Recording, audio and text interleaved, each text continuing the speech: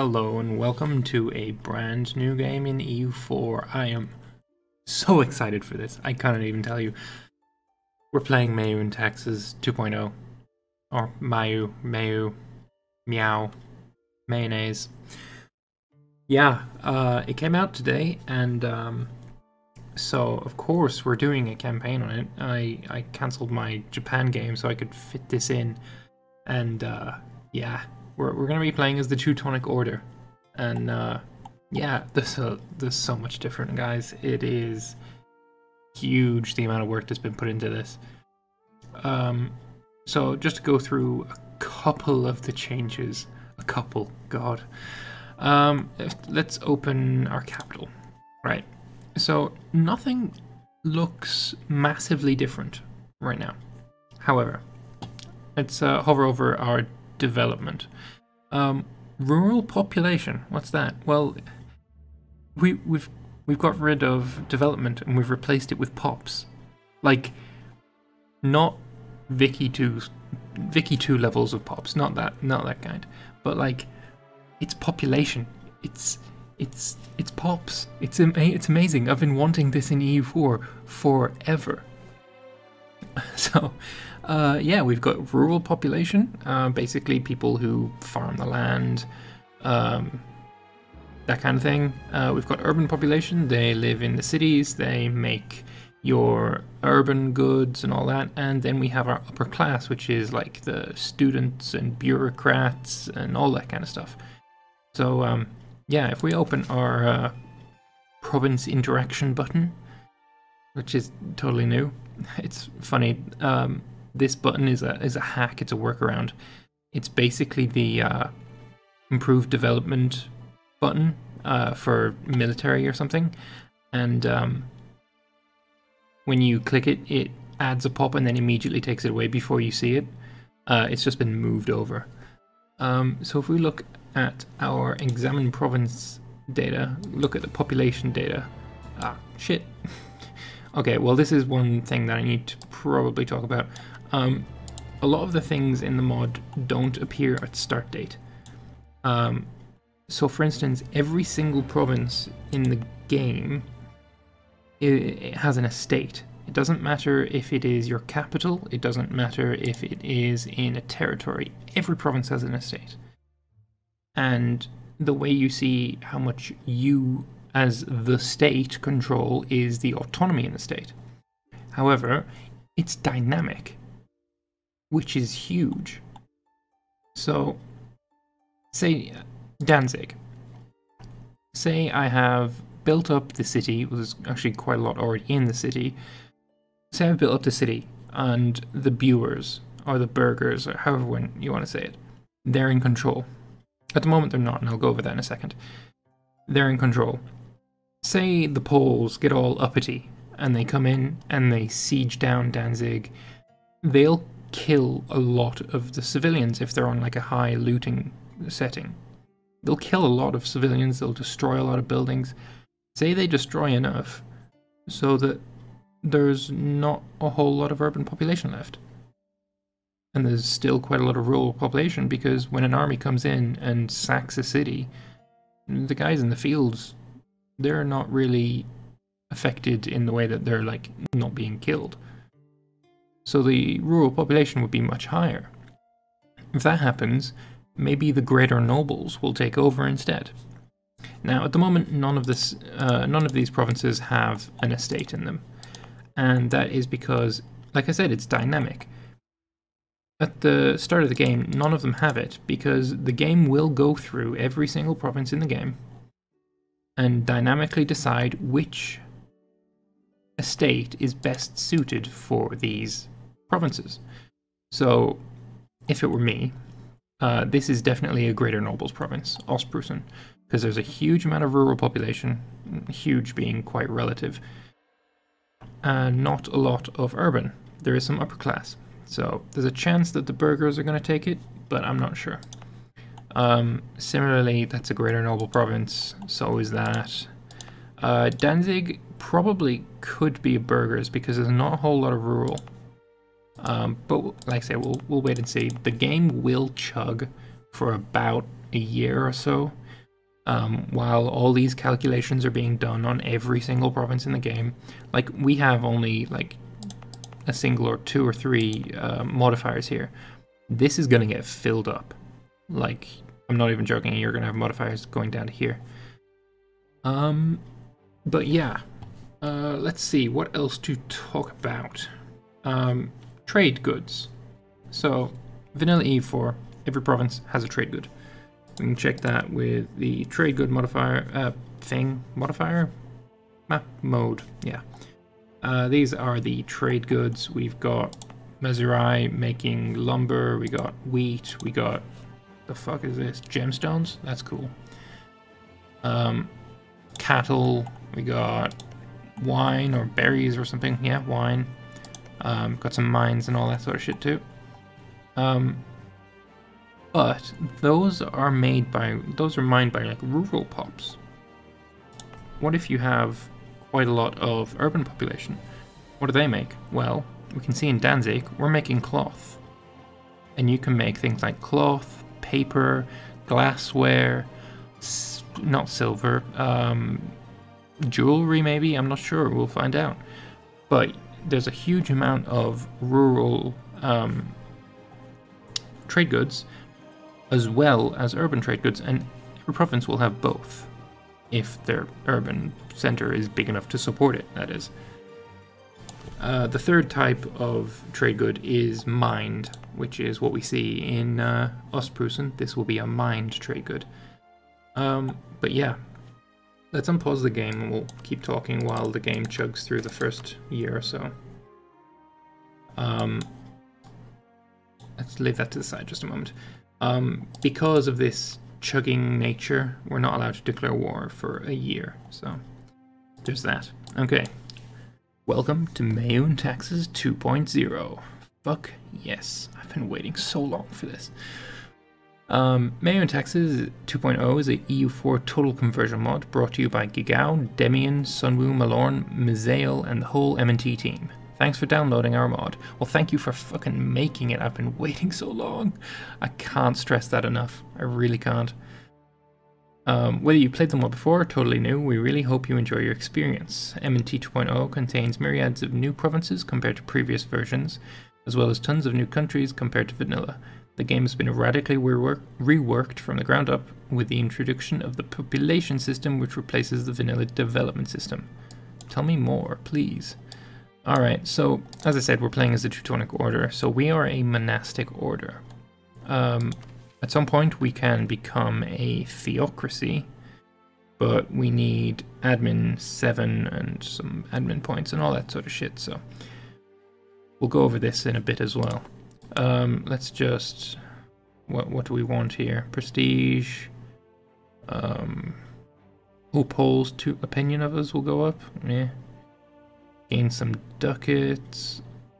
Devotion. Papal influence. Let's go with prestige. I want some prestige. Heinrich. 153. It could be worse. Could be better. Could be worse. Alright. Core of our new system is population, and it is composed of 3 types. These types are rural, urban, and upper class, which replace the base tax, base production, and base manpower development types respectively. Next to these in the province interface, for those of you with Common Sense DLC, is the province interaction button. For those who do not have Common Sense enabled, please construct a road or fort in the province interface. After a few days, it will trigger a province. Yeah, I mean, you really, if you want to play this mod, get Cossacks. Cossacks is what you need. It makes everything so much easier. Marvelous. So we still don't have any estates. We need to wait until the everything goes through. Oh, brilliant strategist. Apparently, oh yeah, he's my heir. Yeah, morale of armies, I like that. Let's see, what do we want for our rivals? Yeah, let's just go with these 3. We start with the Livonian Order as our vassal as well, so I think we can become quite strong. Okay, so while we unpause and God damn it. Do you want New World plagues to be active in your game? This is an option because there are occasional instability in the trade map mode when New World plagues runs after colonization begins. Fuck yeah. Right. Improve relations, create an army, or claim our rivals' provinces. Ooh, there's some really nice modifiers there. Be for 10 years we get an extra plus 10%. Fuck yeah, that sounds awesome. Alright, so national decisions. Select special map mode. Let's click it, see what it is. So, we can say, let's go for economic indicators. Urban infrastructure. Make urban infrastructure modifiers visible in provinces. Alright, let's close this and have a look. Now, if we're in the trade map mode, oh god, what does that look like? Basically, we see how much infrastructure is in each province. So there's a lot of red. There is a lot of red. But if we go to somewhere like... Pretty sure Lübeck doesn't have so little. Less than 300 ducats? I do not think so. I imagine that this again, we need to wait until MEIOU taxes, the back end is all gone through. But yeah, we've got a bunch of different things that we can add to the trade map mode because, you know, the base game doesn't allow you to make your own map modes in the modding tools. Weather or rainfall? Yeah, let's see what happens when we do that. I said weather and rainfall, please. Show rainfall.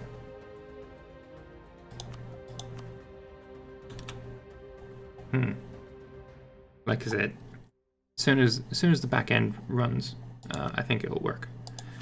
But that is that. Now, utility decisions. Force background calculation for communication efficiency.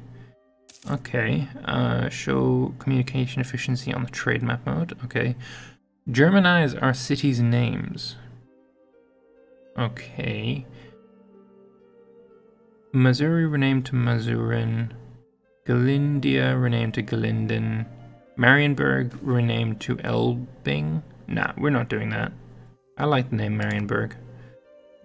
Appoint a prelate. What is this? Prelates are Catholic clergy with the responsibility of overseeing the church in large region.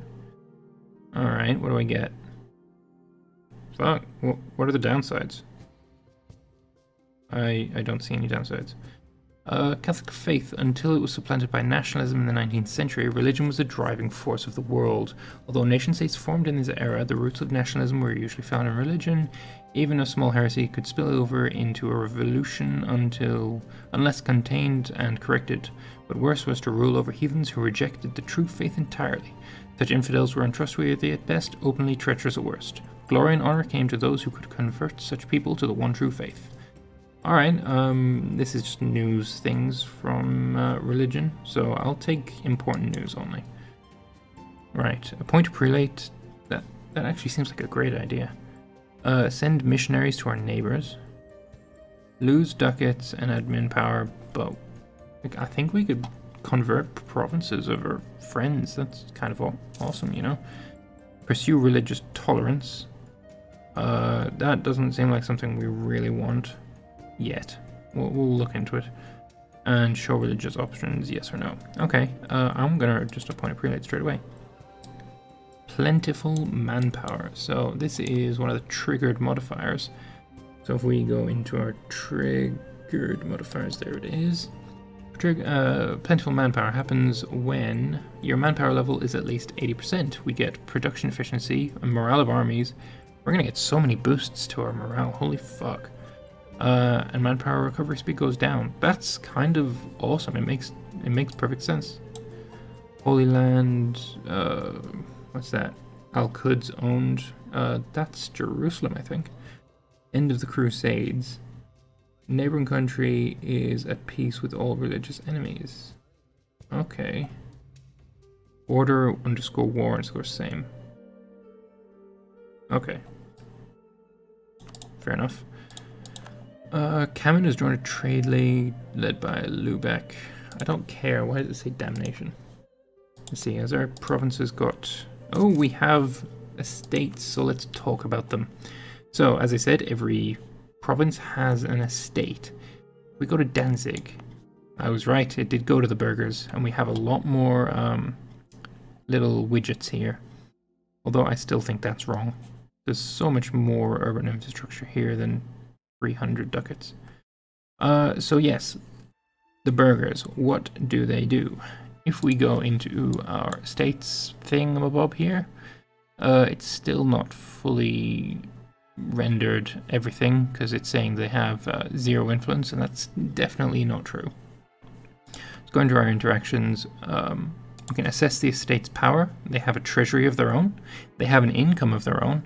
And if we're talking about the nobles, they have their own armies. If you piss them off enough, this is the armies that you will have to kill.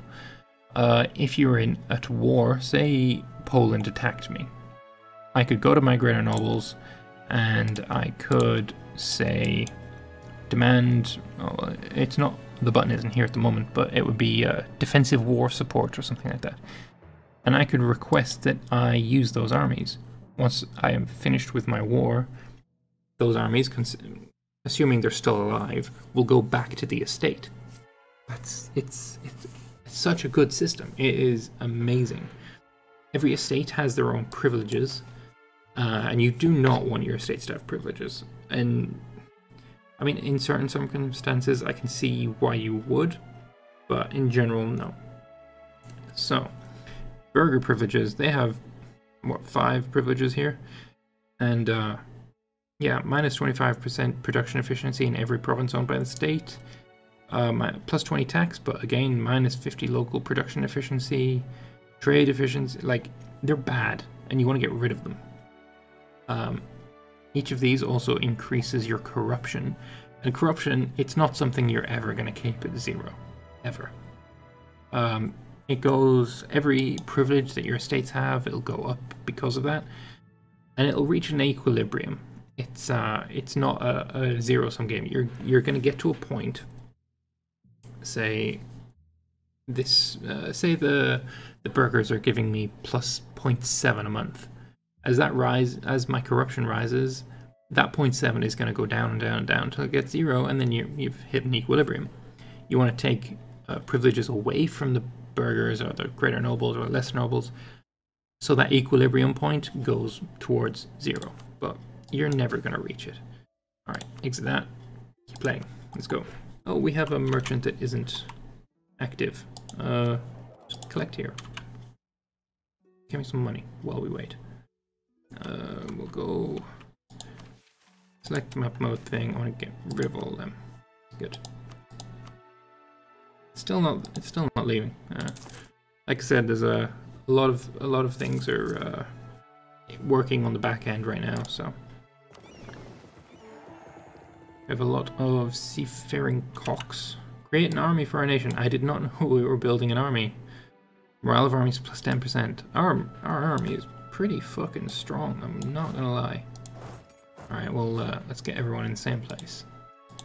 New mission. Improve relations. Claim our rival's province. Forge a claim, is that it? It's not a conquer mission? Well, for 25 military power, yeah, we're gonna do that. Alright, build a spy network. And fabricate and claim 40 spy network strength. That's kind of high. Liberate the faithful. Does that mean there is some... Ooh. Remover, or remove them. That's what it means. Alright. I think we're always going to have some national decisions. We can hide those. Don't need that. Don't need that. I guess if we did that, we could, like, convert some of this land. Maybe. Decentralize to stabilize our nation. Choose a policy regarding our vassals. That's a funky little tooltip. Alright, so we have Livonian Order as our vassal, so let's see, what do we want to do? Below is a list of the actions you can take. Vassal integration, blah blah blah. Livonian Order assimilation is at 1.9%. Writing no changes, they should end in 153 years. Okay, nothing for the moment. We'll go through that eventually. Alright. I guess we'll just keep going. Gotta wait until our all the calculations are done. Okay, so we got some what's called events happened. So our burghers control 4% of our country, greater nobles 10%, lesser nobles 14%, and the state 70%. We are so much more centralized than the likes of, say, France, who have a ridiculously powerful greater nobles. It's ridiculous. I played Brandenburg earlier on stream, just to learn the game a bit before I started recording. Their greater nobles were like, well, 24%. I thought it was more than that. Interesting. I think the provinces are different than they were last time. Or maybe it was just because I conquered some greater nobles. But yeah, their greater nobles have 24%. Let's have a look at France. Let's find some greater nobles. 23? Really? Is that it? Lesser nobles 4%? I'm pretty sure that's wrong. But anyway, 70% for our state is really quite high. We have policies already. Okay, let's go through some more of these screens while we let the game run. So tech is a bit different. There's a lot more techs, and also we start with an institution penalty. So legalism we have starts in all non-tribal areas. Good. Meritocracy starts in the China region, which is kind of fucky because to get meritocracy, we just have to board them, I guess. Provincial trade power below 2, hindering the local spread. Like, we're losing power per month. That's kind of crazy. Surely everyone agrees that that's crazy. 900 ducats of urban infrastructure. That looks more likely. So, tech. There's a lot more techs and they're different. That's really the only change. Ideas, very different. So, we start out with quality ideas. That's pretty cool. And yeah, there's some mutually exclusive techs here. So you can take standing army or mercenary. I guess you would need military tech 27. Maybe you could take both. I don't know. Innovative, after admin tech 20, you can then take democracy. You can't take mercantilism and free trade. You can do one or the other. But you have to have trade before you can even choose it. This is insane. It's like bringing a tech tree that isn't linear to EU4. I love it. It's great. Right, I'm going to pause now because we can actually declare war. So, stability and expansion. There's nothing new here just yet. Religion. There is something new here. So, church influence and piety. Those are the two new modifiers. If we had full church influence, we get an extra 3 missionaries, missionary strength, papal influence, lower admin tech cost, higher admin tech cost, that sucks, less unrest, less production, less tax, less manpower, blah blah. No church influence, no modifiers. Secularism versus fanaticism for our piety. Secularism gives us technology cost. That's kind of huge. I'm kind of thinking we're going to go towards secular despite being the Teutonic order. Fanaticism gives morale of armies, and at the moment we're at morale of armies plus 5.2%. We're about like a third of the way, maybe like 35 out of 100 piety. And it looks like we're at about 75 out of 100 for church influence. And I'm guessing that's mainly because we are a theocracy, or a monastic order. Same as you, I believe. Are you a monastic order? You are. You get extra discipline as well? Fuck me, the monastic orders are OP. You would want one of these as a vassal. Imagine make one of these a vassal march. Ugh. So, our current...